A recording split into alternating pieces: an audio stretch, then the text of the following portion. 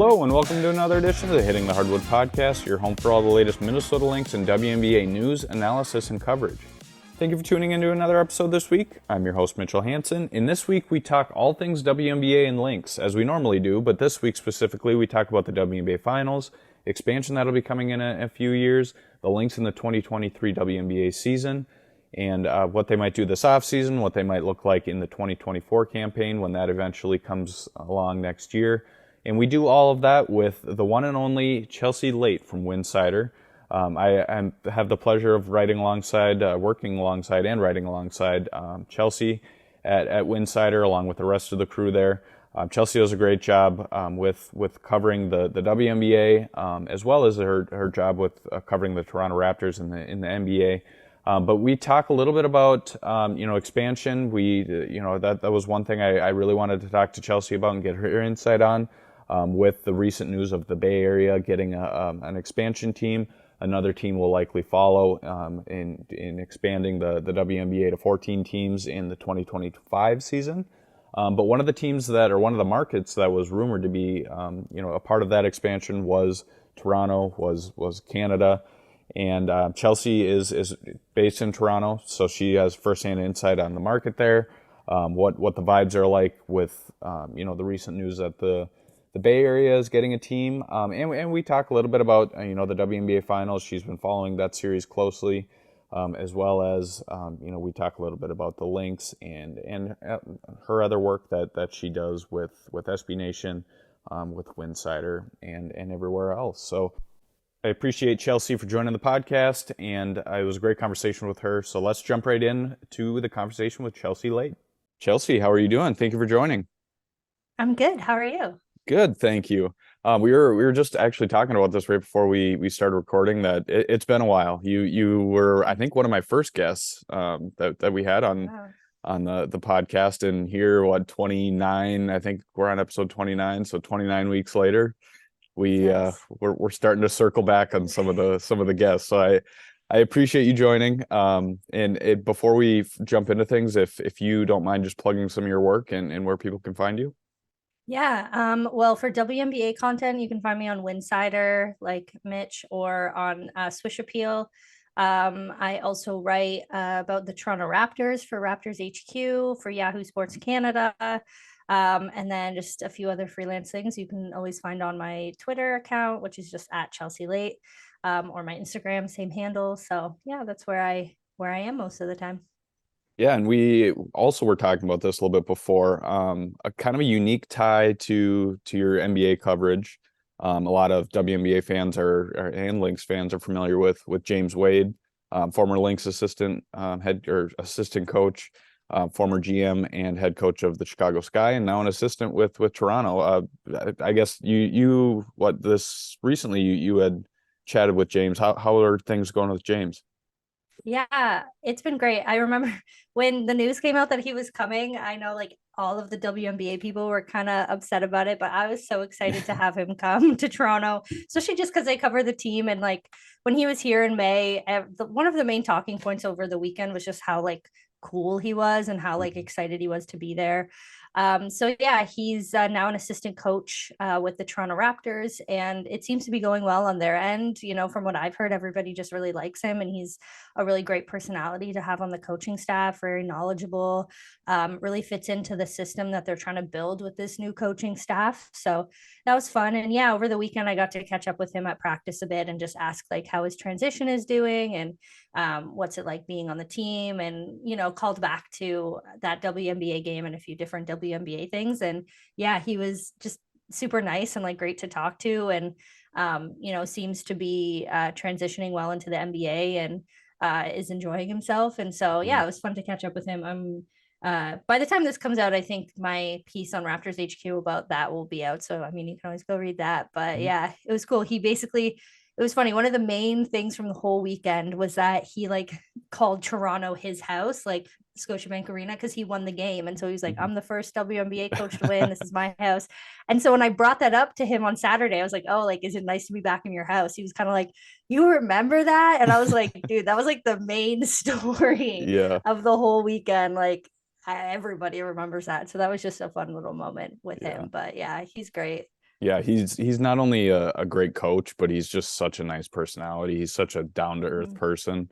And you get that a lot with a lot of people in the WNBA that you deal with. You do Mhm. also deal with obviously people on the other side of the spectrum, but that's one thing that I took away when he was in Minnesota. There was, for an assistant coach, they don't get a lot of the spotlight. They don't really get a lot of the interviews. They don't, a lot of people don't really talk to them. They know of them, but don't hear from them that often. But he was always Mhm. somebody that I just loved talking to. And whether you're, the owner of the team or, the janitor, he treated everybody the same. And that's James. So I'm Yeah. happy that he's, taking this next step. He seems like he really wants to try and see what he can do in the NBA, make a name for himself in the NBA rather than the WNBA. But Mhm. he's done a lot in the WNBA already, so that's cool to see. But I'm excited for what you experience with him throughout the year. He's a good guy. But Yeah, it'll be fun. yeah, kind of shifting back a little bit to WNBA. One of the reasons, well, actually, before we jump into that, let's talk a little WNBA Finals. Yeah. But by the time this comes out, we'll be gearing up for Game 4. Mhm. It's kind of been a little surprising, but maybe not surprising at the same time of what we've seen so far. I think a lot of people expected, Vegas to kind of come out firing. Mhm. I after the 2-0 series lead, I didn't anticipate Vegas winning like they did in the first two games, but Yeah. going into game 3, I think a lot of people expected New York to bounce back and respond, and they certainly did. So what are your thoughts on the series so far, and has it changed at all what you kind of anticipated going into the series compared to what we've seen so far? Yeah, I mean, those first two games definitely caught me off guard. I expected them to be a lot closer than they were. I mean, game one was a little bit closer, especially in the beginning. Game two was just wild. Like the dominance that the Aces showed from beginning to end was not surprising because we know that they're capable of that, but just surprising given the opponent and given, how up and down their rivalry has been all season. And then yesterday's game, I mean, truthfully, I wasn't able to sit down and watch all of it because I was at the Raptors preseason game. But I caught little bits and pieces between stuff that we were doing there. We had it on in the media room, which was nice. And yeah, just nice to see the New York Liberty kind of like look like the team that we had watched all season a little bit more, and nice to be at home and seeing, the like record number of Hmm. fans and the fact that they were able to just kind of celebrate how far they've come in the season without, I know that the odds are kind of stacked against them right now, but getting that game at home, I think, was really important for them. Um, and then, yeah, just like seeing, unfortunately, Chelsea Gray go down in the end was so upsetting because now that kind of changes. Well, we don't really have many updates on her, but like if she ends up being out for the next game, that definitely changes the dynamic of these two teams. And for the most competitive series, you obviously want everybody to be healthy and you want everybody to be at full strength. So you get that like most competitive, you know, um, matchup. Hmm. And obviously, you wouldn't want New York, not that you don't want them to win, but like if they do end up coming back and we get a game 5, there's going to be this whole narrative of it's because this and it's because that. And so that's never good because, for New York, you want to prove that you can do it no matter what. But for Vegas, you're obviously, missing one of your best players. So yeah, it's just like tough. And this is what happens, obviously, in the postseason and especially in the finals. You get to this like grind where people's bodies are tired and, stuff like this sometimes happens, unfortunately. But yeah, it's definitely been a little bit more up and down as opposed to just like straight up Right. competitive like I was expecting when we went into it. I'm still hoping for 5 games. Like we'll see. I have faith that New York can maybe win the next game and then I would just love like a do or die game Hmm. 5. Like I think that's what we all want. So um yeah, we'll see what happens. Yeah, it's been interesting too I think, well, at least one thing for me I was looking forward to or looking at in this series was the guard play. I thought Yeah. that was going to be a key thing, but also, looking at like Jackie Young and Laney for New York, like those two have been keys for either team. It's always that Yeah. supporting cast beyond the stars. Yeah. Not saying that, Young and Laney aren't stars themselves, they are, but they, it's those players that make the difference in the series. And it's interesting on the side of the Aces. I mean, you look at Jackie Young, she, went off for 20 plus points in the first two games. She gets held to 8 points in game three, and in return, Las Vegas loses. So it'll be Hmm. interesting to see, especially if Chelsea Gray isn't able to play in game four, how Jackie Young responds, because I think that'll be a really key thing to what takes place in this game. Oh, for sure. We were talking about it a bit last night once, Chelsea was out.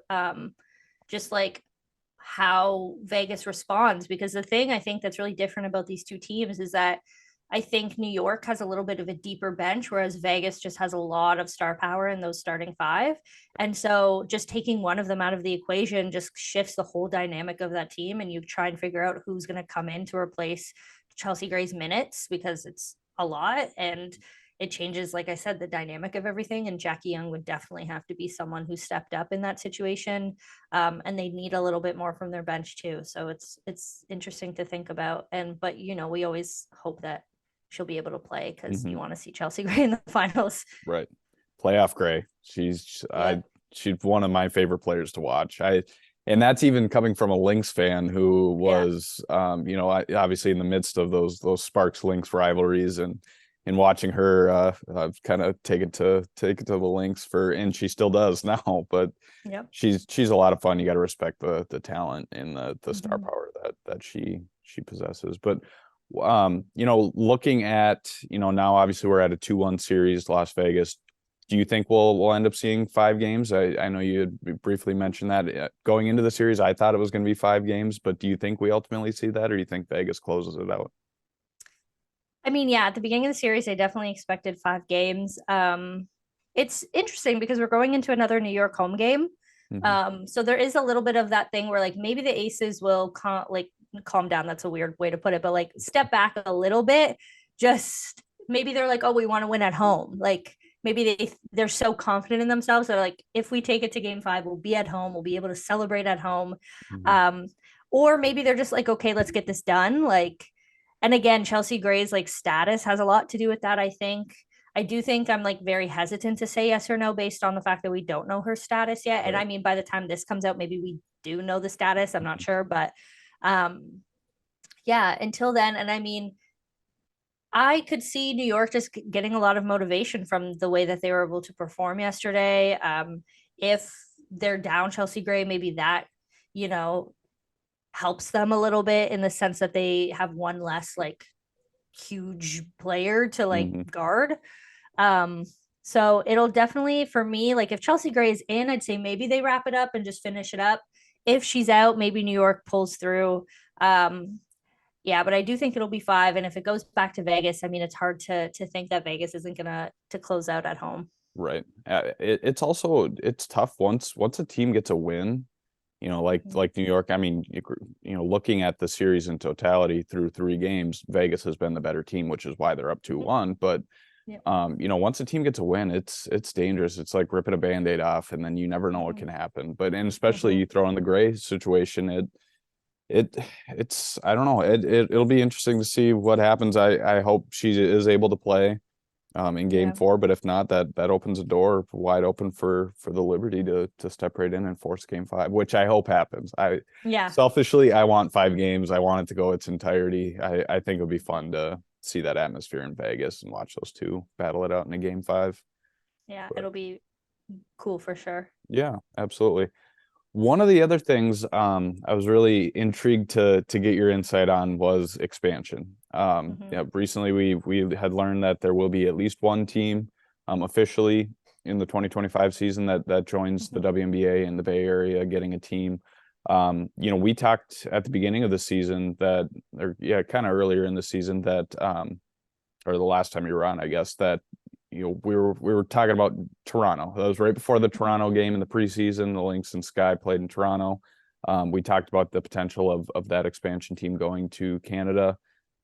It's not necessarily looking like it as of right now, but what are your thoughts on not only the expansion team that we already know of, maybe the rumored expansion teams, but what are your thoughts on Canada maybe eventually getting one, or or not getting one, I guess. What are your thoughts on the overall situation? Yeah, I mean, first and foremost, it's just so exciting that the league is expanding. It just kind Hmm. of means that the work that we're doing to grow the game is working. And the fact that people are so excited to have a team in the Bay Area is really great. You know, we always knew that that was probably going to be the first team to get a expansion bid go through. So it's really exciting. And I mean, it kind of sucks that it's so far away from even you and me and a lot of people who are kind of on the East Coast. Like, you want, and especially because the other rumored team is Portland, it's like, okay, two teams on the West Coast, a little bit like it's fine, but it's still exciting. And it just means that the league is growing. And hopefully, this is just the beginning of a lot of growth in terms of maybe getting more teams or, all of Hmm. that stuff, expanding the rosters, so many things that could happen from this, like, first step. And then in terms of Canada, I mean, it definitely was disappointing. I knew that it wasn't probably going to be Toronto right now, just in terms of flights and that whole situation. So I wasn't expecting Toronto to have an announcement last week when we heard about the Bay Area. But then on top of that, to get the news that same day that MLSC, who is the team that, or the organization that owns like the Raptors and the Toronto Maple Leafs, and basically would be the people to put in a bid for the WNBA, to hear that they are no longer pursuing that, just based on some reports and some stuff going on with their organization. It was really disappointing because you think about all the work that we're putting in to promote the game up here.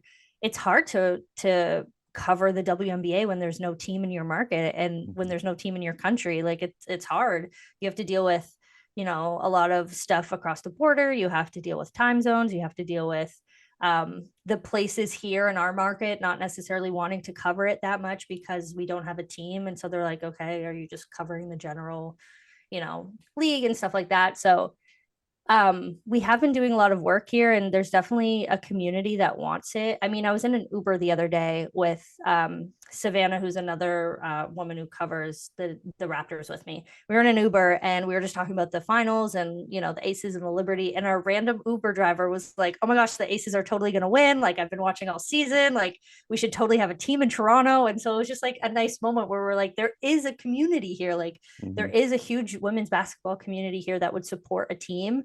And I think the next steps now, learning the stance of MLSE, is just to like keep going, to like make it so that they have no choice but to support it.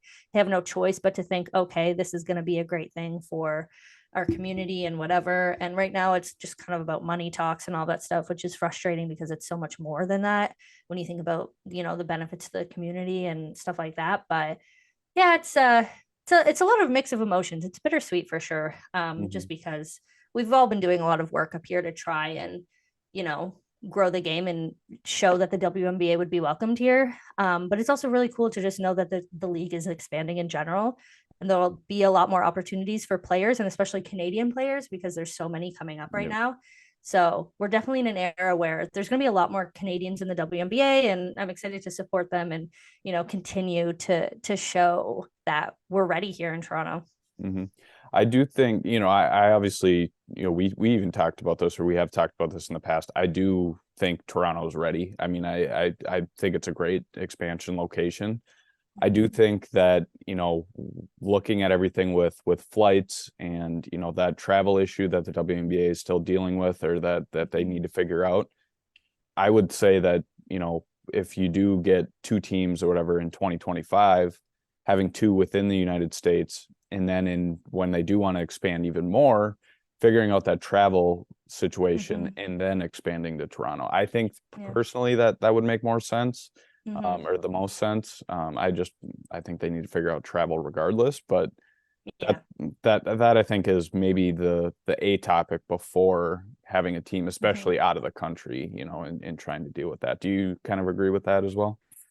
Yeah, and that's why I really didn't think that Toronto was going to be a part of this particular announcement or round, just because I knew that the flights thing was a little bit far off still. Like, definitely could be figured out by 2025, but like at the same time, that's closer than I think we realize right now. We're still in like 2023. I mean, mentally, I'm still in like 2019, so but yeah, I think I was a little too soon. So I was like, it's probably not going to happen. I wasn't surprised. And they do really need to figure out the flight situation because, as much as a lot of people say, like, other leagues have done it, and it's not that much of a, because when you think about it, traveling between the United States and Canada isn't that strenuous, but when you Right. think about doing it for, say, a back-to-back game or like a every other day kind of thing, like it's a lot. And especially when you think about the condensed years of the WNBA, when you think about the fact that they're adding more games every season kind of to this thing, when you think about, how tight the schedule is sometimes, it would definitely be a lot. And so, yeah, I agree that there would need to be chartered flights for a team to be here, both for the team here and for everybody coming, because it would just be a lot to navigate, having to do like customs and figure out Right. visas and all Mhm. that stuff. So yeah, that's why I wasn't necessarily disappointed in the fact that Toronto wasn't in this round. I think it was the like other news that came out that day Yeah. about, the bid itself that was a little bit more disappointing overall, because, as much as I want expansion to happen as soon as possible, obviously you don't want to rush it, and you don't want to put the players in a situation where they're like having to, do all this border stuff and add Mhm. more stuff to them. So yeah, definitely we need to figure out the chartered flights thing Yes, I soon. agree. What if when I mean, you obviously firsthand know of the support in the kind of the market that is Toronto, and the support that Canada has shown for the game, and for the Mhm. league. Did the preseason game between the Lynx and the Sky, did that kind of surprise you? Did that reassure you? Were you're like, I guess, what are your thoughts on the support that was shown in that game and in everything that has followed or maybe increased since then? Yeah, I mean, I definitely wasn't surprised. Like, I knew that Toronto was going to show up like that, and I knew that Mhm. it was going to be really exciting. I think the thing that maybe surprised me or like came out of it more than anything was that a lot of people like in the United States, that was the time where they were like, "Oh, okay, like there is a community there maybe that they didn't think before." Like, I definitely know a lot of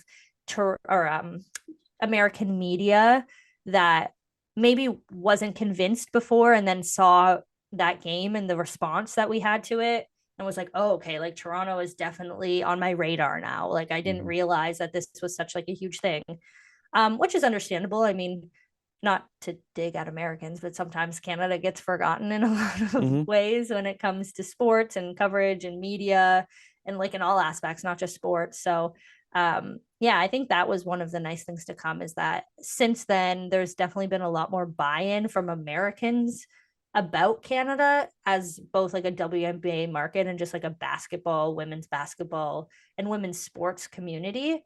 So that's really exciting, and really nice. And then in terms of what's changed, I think just like people are talking about it a lot more. I think we did a really good job of getting that game out into the media.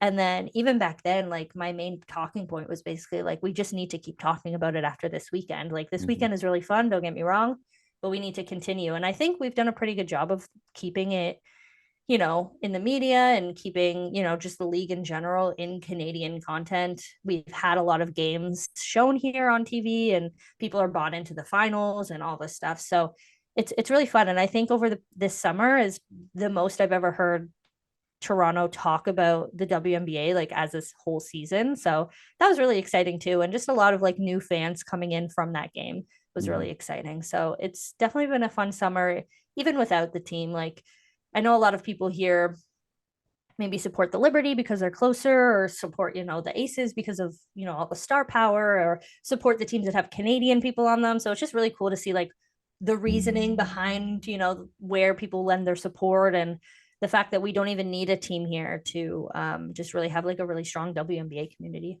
Mhm.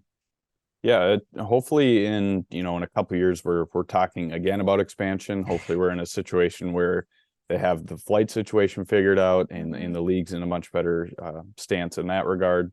I think overall that would be great, because that signifies that the league is growing, the league is seeing Mm-hmm. more support, and it's not regressing or going the other way, or even staying the same. But Mm-hmm. no, that's great to hear. And that's the biggest thing, like you said, with continuing to talk about it, continue Mm-hmm. to keep that ball rolling. I mean, that's within the States and anywhere. Mm-hmm. That's the biggest thing is, we always talk about get the game in front of people's eyes and they'll enjoy it.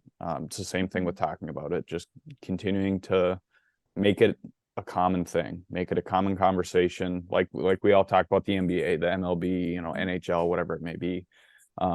Just make it a regular thing, and people will support it. People will enjoy it. And I think we're finally getting to that space with the WNBA, which is good.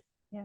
Yeah. One exciting thing was I was on the BBC the other day talking about the WNBA, and I was like, oh, that's cool. We're like in England where they don't have a team and like whatever, and like talking about it in the UK. So, there was definitely a few things in that conversation. There was a few like mispronunciations and stuff like that, but I'm like, at least they're like trying to put this on the radio, like, and trying to get people invested and all that stuff. It was cool. It was like a cricket segment and then me. And I was like, wow, I feel so international right now. Oh, that's awesome. Yeah, it's becoming more of a global game. I mean, that's a thing that, we saw in Canada with the support that's outside of the United States. So that's great exposure, and that's awesome. That's the biggest thing with the continued growth of this league, is just getting it in front of people and continuing that conversation. That's awesome. But when it comes, let's talk a little. I'm gonna put you on the spot here. Let's talk a little Lynx, if you don't mind. All right, let's go. What do you? I mean, obviously their season came to an end against Connecticut. They did push the series to the only 3-game series in the first round. Kind of looking at what took place, and looking at this team in totality, and kind of moving forward. What are your thoughts on what we saw, and maybe what could be in this offseason and beyond? Yeah, I think the biggest thing that we learned about the Lynx this season, which we all kind of like knew, but it was proof this season, is that they definitely need to make it the Napheesa Collier show, which I think it was this season, but I think just like investing more in building around her and making sure that you're putting her in a place that will help her succeed in terms of like who you pick. Definitely had like an MVP caliber season if the team itself had performed a little bit better. She was in there in votes. She got first team nod, which was great. All WNBA first team. That's tough to say. It's a word scramble for sure.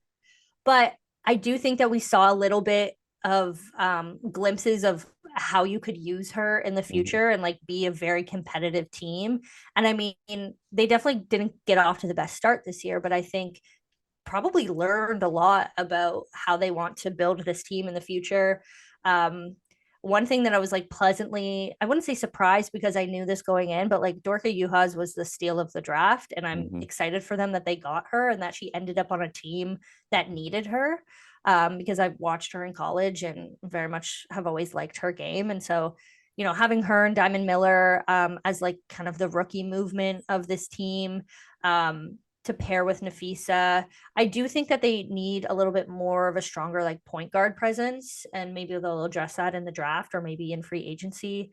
But I think that's like one of the final pieces to put this team together is just, a very strong point guard option, and just, making sure you make every decision with Napheesa Collier and how she plays in mind, because that's your like centerpiece. And she's really just coming into her own and just really dominating, and I'm really excited to watch her play for the next couple of seasons. And one of those stories that you just love to see, because she's truly like, and I was lucky that I got to talk to her a bit when she was here in Canada, but like one of the nicest players I've ever spoken to in my entire life. And so just someone you want to succeed. And so I'm glad Minnesota has that like franchise player now that they can kind of build around. And I do think this past season, as much as it was a little bit up and down for them, was probably a lot more beneficial in terms of like learning than the past couple seasons were for them. And so I think at the beginning of the season, we were talking about them a little bit more as like a low playoff / maybe lottery team, where I think now they're definitely a bit on the up, and I'm very excited to see what they do in free agency and in the draft. Do they have a lottery pick? I forget. They will have yes. They'll end up having, I think, like a mid-round first round pick this year. Yeah. But so in this year's draft, which is probably going to be really strong, they're going to grab someone really great. And so hopefully they pick a guard, and we'll just like go with it. That's the biggest thing I think with this team moving forward, is maybe not even necessarily improving at the guard position, but just having consistency there. That's something that hasn't been there since Lindsay Whalen was on the court. Like they it seems like every year they're switching who's in that starting role. I mean, it was, Crystal Dangerfield, then it was Mariah Jefferson, it was, Lasia Clarendon. It was, this past year with Lindsay Allen. It's just been a consistent like switch of the guard, or changing of the guard, I guess you could say. Yeah. And it's just, I mean, if Lindsay Allen's going to be that player, she did great this year. Do I think that they could improve beyond Lindsay Allen, or maybe get somebody in there to start over her? Sure. But if they can't, having that consistency and having that player back will, I think, be very, very beneficial for this team. But yeah, do you think they're in the Skylar running? I don't know. I go back and forth on this. I think I don't know. I think she's worth looking into. I think they gotta you gotta take that call, or you gotta have that conversation. But it's another thing. It's kind of like an aerial power situation where there's kind of a lot of baggage that comes with Skylar, and now she's a great player. But if they did want to maybe have a bridge guard come in, have her be a guard for 1 or 2 years, and then focus on somebody else, then maybe. But that's the tough thing with this offseason, is there's not a lot of options out there. There was earlier, but with the extensions during the year, that kind of thinned things out. But they're in a tough spot. But they have flexibility. They if they want to package a trade, or a pick together for a trade and a player for somebody else, that's a possibility if you can find a suitor. They have plenty of cap space. They can go out and add somebody if they would like. They can add a couple players if they would like. So it'll be an interesting off season. But do you think that they're going to go get Skylar, or do you want that? Do you think that?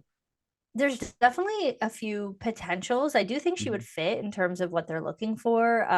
But yeah, I'm not sure if they would go for it, like you're saying. Like, definitely would like cost a lot for them, obviously. And so I'm not sure if that's like the right move right now based on their trajectory. But Minnesota would definitely be like a fun option for her. I don't think it's my top spot for her. I'm still thinking like maybe Atlanta, maybe Indiana, like who knows. But yeah, there's so many options for her. And I do think no matter where she ends up, like she's one of those players that will play well in any system because she's just that good. But yeah, definitely intriguing to think about where she's going to go.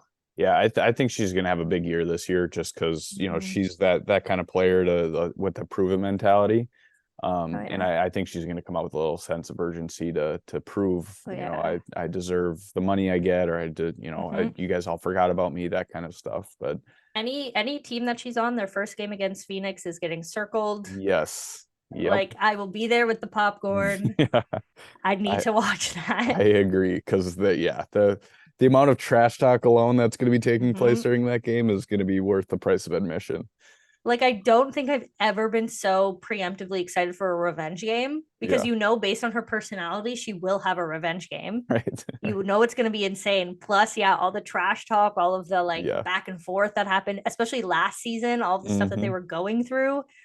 Plus, it's going to be great television. Yeah, I agree. It's going to be, it's just great for an entertainment standpoint to have her back in the league. I mean, it's just, and she's a great player. I mean, she's so good. She's an all-star. She's, phenomenal. But when it comes to the Lynx next year, do you think they're going to improve, take a step back, or kind of be about the same as what they were this year? I don't think they're going to take a step back. I think it's either thinking about being on par or better. And their free agency and draft is probably going to be a determination of that. Plus, if they can all stay healthy and their roster decisions, honestly. It's really hard with the WNBA because they have such small rosters. So it's a lot of tweaking and a lot of little stuff that affects it. But I don't think that they're going to take a step back, just because they improved throughout this year so much, and I think that momentum will carry them. You're going to have, Diamond Miller and Dorky Uhas, both who is Diamond Miller playing overseas? Yeah, she's playing in Hungary. Yeah. So you have they're going to develop quite a lot over the European season, come back, be in their, second year and probably be a lot better. plus whoever you add in the offseason, plus the fact that Nafisa Collier is probably going to play the same, if not better, than she did this season. So I do think we could either see them go up a little bit or stay the same. Unless something like detrimental happens in the offseason and they lose someone that they thought they were going to get or whatever. I don't think they would step back. Mm-hmm. That's interesting that you said that, because I totally agree about the Diamond Miller aspect. How she develops this offseason and the step that she takes next season, or step back, step forward, whatever you want to call it. I think that will result or kind of play a big factor into the success or the failure of the team. Just because, I mean, Cheryl Reeve talked about it during the year that Minnesota didn't have a big three. They had a big two with Kayla McBride and Nafisa Collier, but they need someone to step into that big three role. And Diamond Miller's that player. And it'll be interesting to see how she develops this offseason, if she continues to work on her game and if she continues to take a next step. Because she is kind of a raw player who has a lot of potential. And we saw that with her ups and downs throughout the year. But I totally agree with you that, this offseason will be big for her and Dorka Juhas, but specifically for Diamond in developing, into becoming that star. Because if she can be, this team will be very good. But it'll all rely pretty heavily on that. But well, cool. Chelsea, that's really all I have for you. I appreciate you jumping on the podcast to talk little expansion, Lynx, finals, everything in between. I appreciate you joining and all of your insight. And like you said earlier, everybody go follow Chelsea on social media, follow her work on SB Nation, Winsider, a lot of great stuff. So thank you for all your work, and thank you for joining. Yeah, anytime. Thanks. Thank you once again to Chelsea for joining the podcast this week. I really appreciate her joining. I always enjoy chatting basketball with her. Enjoy talking just about anything with her. She's awesome. She's a great, not only a great reporter, great writer, but a great person. So I appreciate everything that she does for the game, and not only the WNBA, but on the NBA side as well. So make sure you go follow Chelsea. Make sure you are following her work. There's a lot of great work that's being done by her at Winsider and elsewhere. So please go check her out and make sure you're following her wherever she may be. I also want to give a shout out to Jeremy Rushing for producing this podcast every week. He does a great job on the back end of making sure that everything sounds great. Make sure you guys get this podcast at a timely manner every week. So I appreciate all the work that Jeremy does. I also want to give a shout out to our two sponsors and two partners of Hitting the Hardwood, Homage and Better Edge. Let's start with Better Edge. You can go visit betteredge.com, bettor-edge.com. There's where you'll find their very user-friendly website. You can do anything from betting by yourself, betting with others, betting in competitions, doing pick'em leagues, whatever it may be, not only in the WNBA, but other sports as well. You can find it all at Better Edge. A great group of guys there that started Minneapolis-based company, like I mentioned. They do a lot of great work. They're a great company. They're on great values, and they're an awesome community involved business, and they also just happen to have a very user-friendly and very enjoyable betting platform that users can use. So please go check them out. If you're a first-time user, go check out betteredge.com/links. Use the promo code LYNX. That's LYNX when you sign up for the first time, and you'll get $20 in free play. So please go check them out. Go use that $20, and go enjoy the betting platform as much as I do. I honestly use it on a daily basis. I really enjoy it, not only for the WNBA, for other sports. And as a lot of you know, we're in the midst of basically every sport taking place at the same time right now. So it's a great time of the year for sports fans, and no other better way to spend it than to try and win some money. I really enjoy betting, not only just for the entertainment factor, but you can also win some money, which is a great plus. So go check out Better Edge, bettor-edge.com. And the second one is Homage. I've mentioned this plenty of times, but Homage has some of the comfiest clothes, and I'm not just saying this, the comfiest clothes that I've ever had and ever worn. I have the WNBA gear specifically right now, the WNBA charcoal t-shirt, the black t-shirt with just the WNBA logo on the front. Extremely comfy. I have the Minnesota Lynx t-shirt and a Minnesota Lynx hoodie. I'm actually wearing the Minnesota Lynx hoodie right now, and I absolutely love it. It's, like I said, one of the comfier things I own. It feels like you're wearing a blanket all the time. So it's a lot of great stuff. They have a lot of really cool vintage gear too. A lot of vintage logos, vintage WNBA teams, other leagues, other teams. You can find really anything that you want at Homage. So go check them out, homage.com. And if you find our links on our website, there's a specialty Minnesota Lynx URL link, and there's a WNBA URL link that if you click on those and you purchase something through Homage's website, a portion of that comes back to support Hitting the Hardwood. You don't get charged anything more, anything less. It's the same as what you would do if you bought whatever you're buying through their website. But if you click those links or go through those links that I mentioned on our website, you can support Hitting the Hardwood. A percentage of that comes back to support us. So I appreciate anything that you can do to help support Hitting the Hardwood. And like I said, you can find that all on our website under our Partners tab. And then on that note, if you are looking for other gear as well, you can check out our Hitting the Hardwood store. A lot of really cool gear, from sweatshirts to sweatpants to t-shirts to long sleeve shirts to cutoffs, tanks. You can get mugs, you can get stickers, you can get pint glasses, you can get magnets. You can really get anything you want. And if you don't see anything or see something that you want on that website, let us know. Email hittingthehardwood@gmail.com. Let us know what you'd like to custom order, and we can do that for you. That's not a problem at all. Whatever you would like, we want to make sure that we are satisfying you in what you want and what your needs are. So let us know if there's anything on there that you don't see or that you would want. And maybe we'll even add it to the store for future years. And then on the other side of things, please go also check out our Patreon page, patreon.com/Hitting the Hardwood. That is where you'll get a lot of exclusive perks, a lot of exclusive information.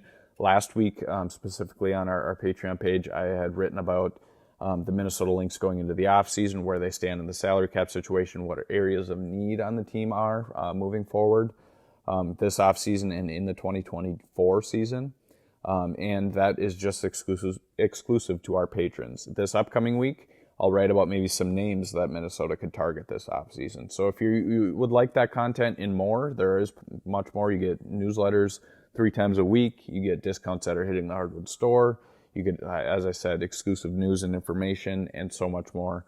Go check out patreon.com/Hitting the Hardwood. Try a 7-day free trial. Just test it out. If you like it, it's very cheap to do a monthly membership. So I appreciate anything you can do. That ensures the longevity of this podcast so that I can continue to do what I do and continue to do what I enjoy to do. And that is bringing you guys Lynx coverage, WNBA coverage, and basketball coverage in general. So with that said, let's enjoy the rest of this WNBA Finals. Let's enjoy the start of the offseason. I will have an update probably next week or the week after on what we will do during the offseason with this podcast. So be on the lookout for that. But until then, we're going to keep doing what we do. We're going to keep doing this on a weekly basis, and I will let you know whenever there is an update to that or a change in that. So with that said, enjoy the rest of the playoffs. Enjoy this week. Enjoy following the Lynx overseas. And we will check in with you next week, and we'll probably, at this point next week, we'll probably be talking about who is the WNBA champion. We will be talking about who is the WNBA champion, even if it goes to 5 games. But we'll be recapping what we saw during the finals. And then what the offseason is underway. So what'll come over the offseason, specifically for the Lynx and the rest of the WNBA. So enjoy the rest of the basketball that we have, and enjoy the finals. And we will talk to you guys next week. Thanks for listening.